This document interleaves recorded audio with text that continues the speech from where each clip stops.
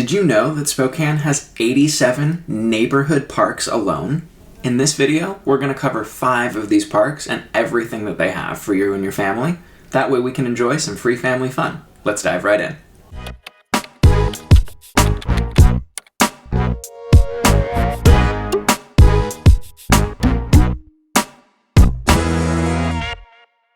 If you're new to our channel, welcome to Living in Spokane, Washington. My name's Hunter McKay. I'm a Spokane native, here to give you my take on what it's like to live in Spokane. If you're new to the area, or considering making a move, just let us know what questions we can answer, drop us a comment, and we'll make you a video in the future covering exactly your topic. With that, let's jump into the top 5 parks in Spokane.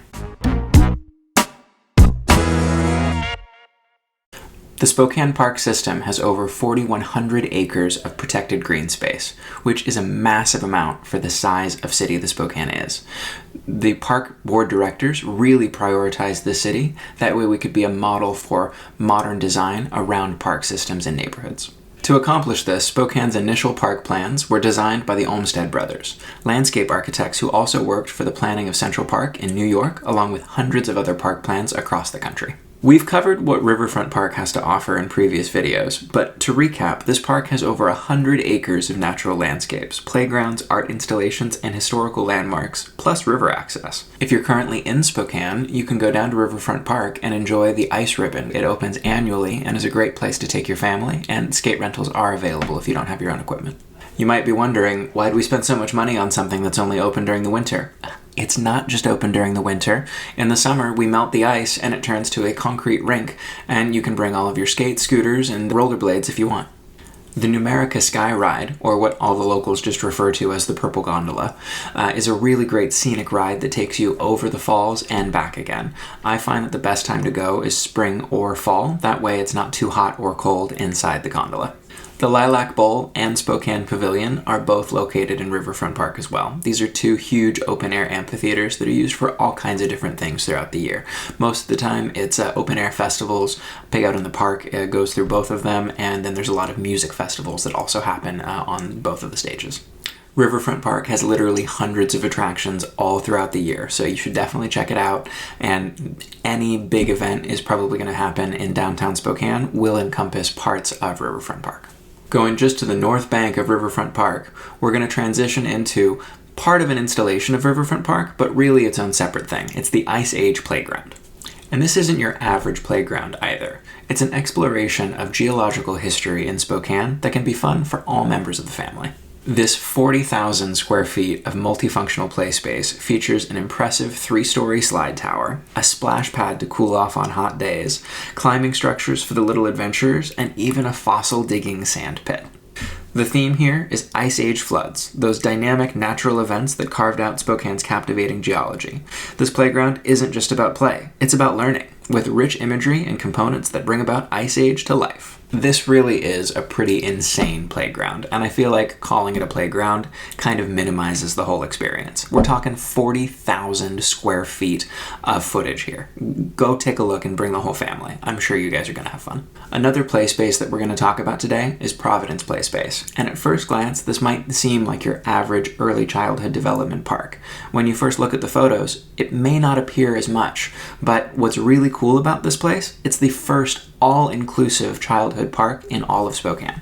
Providence Playscape features 20 different types of play pieces, where you'll discover interactive musical elements like tuned drums and xylophone forest. Providence Playscape isn't just about physical play, it's a sensory wonderland, creating an immersive experience for every child.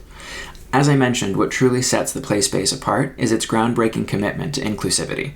As Spokane's first all-inclusive park, every element is meticulously designed to ensure that children of all abilities can play and explore together. This playground is a place where all families are welcome, regardless of physical abilities. Everyone can come and play here and have a really good time. Leaving downtown for a minute, heading out into the heart of Liberty Lake, east of the city, we have Orchard Park. Nestled there for visitors and locals alike to enjoy the massive green space and tennis courts. As you step into Orchard Park, you're immediately greeted by the picturesque surroundings. The park is beautifully landscaped, with well-maintained lawns and lush trees that create a really tranquil atmosphere. It's the perfect backdrop for a leisurely stroll, a family picnic, or simply unwinding. But it's not just about being surrounded by nature. In addition to the beautiful scenery and gorgeous landscape, there are so many sport courts. You've got tennis, basketball, and a giant field. Orchard Park is also a haven for kids, with a giant splash pad and play structures for kids. One of the more unique aspects of Orchard Park is it's designed as a community gathering space, with open air areas for events and picnics, but also some covered gazebo spaces as well. It's a perfect place to host a family reunion, neighborhood get-together, birthday party, or just a quiet day out. Leaving Liberty Lake and heading into the heart of South Hill, we have Manitou Park. First opened in 1904, Manitou Park has stood the test of time. It's also surrounded by some really beautiful neighborhoods, making Manitou Park one of the most sought-after locations, not only to visit, but to live near. And so a lot of people who are considering the area might ask, can we go look at a house around Manitou? Go drive around, see what you think of the area. It really is beautiful. But don't worry, if you can't afford it, you can visit. One of the new standout features in the playset is this 16-foot awe-inspiring rope net that all of the kids can climb. But it's not just about their ability to climb it, it's also the fact that it's aesthetically and visually pleasing, but also a safety feature where you can see through it and really have a visual cue on how your kids are doing throughout the event. At the heart of Manitou, it's not anything to do with the play structures. Most of those are fairly new and added for the local families that have moved in.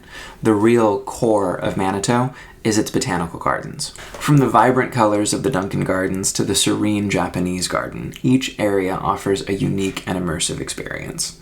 Manitou Park really is a testament to Spokane's commitment to natural beauty. If you found this guide helpful, make sure to give us a thumbs up and share it with someone else that might find it helpful just like you did. Until next time, happy exploring!